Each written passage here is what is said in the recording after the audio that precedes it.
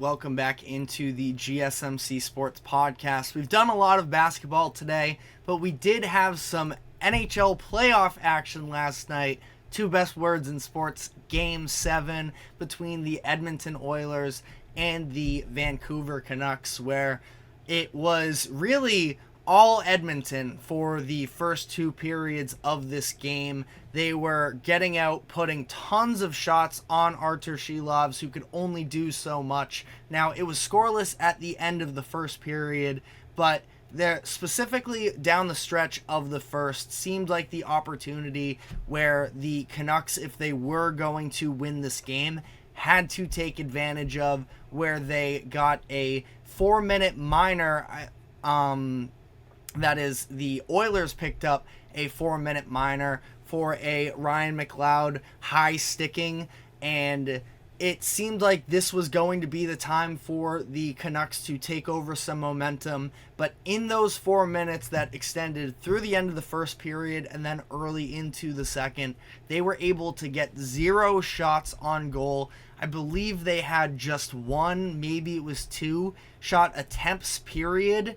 And meanwhile, on the other side, the Oilers actually had the best scoring opportunity in those 4 minutes, where Connor Brown got a breakaway opportunity, but Shilovs was able to shut him down on the other end and make the save. So that was definitely a very disappointing stretch for the Canucks. And then shortly after, in that second period, it was the Oilers ending up coming out soon after that kill. They built up that momentum, and again, like I mentioned, this game was all Oilers for the majority of the first two periods. Leon Draisaitl, although he didn't score, he should have scored at one point. Shilovs made an unbelievable diving save right at the end of an Edmonton power play in that second period, where the Oilers got off 7 shots. And again,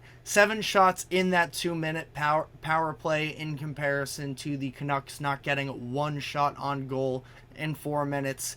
We've seen that the difference in special teams throughout this series, and that's where Edmonton has really been able to take advantage, and last night they absolutely did so. But like I mentioned, Draisaitl was all over the ice, getting his stick on everything, and especially down the stretch of this game, where the final score was 3-2. I know that, like I've said, it's been all Oilers, but the Canucks did make this interesting in the third period, where it seemed like the Oilers, and it's your discretion in terms of the idea of strategy and trying to be aggressive when you were holding a multi-goal lead in the third period of a closeout game, but they sort of stopped being aggressive, and as a result, we saw the Canucks finally actually building up some time in the offensive zone, firing shots on net.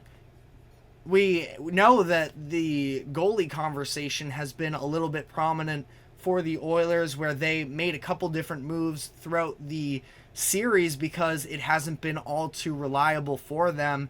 It was ultimately Skinner in net for this game, but the Canucks just needed to get shots on net and see what could happen from there, and that really didn't start until the third period. But like I mentioned, they at least started building up some momentum in that third period, and they scored 2 goals within 4 minutes. But ultimately, it was just too much to overcome down the stretch of this game, and it's really unfortunate. I think that Shilovs, again, was a total star in this series, and it's unfortunate to see them go out like that. The Canucks as well, who had an incredible season during the regular season, despite the fact that, then coming into the postseason, they had the longest odds out of any team to make the second round to win the Stanley Cup. They had the home ice advantage in this one. They had a 3-2 lead, but the Oilers ultimately win this one.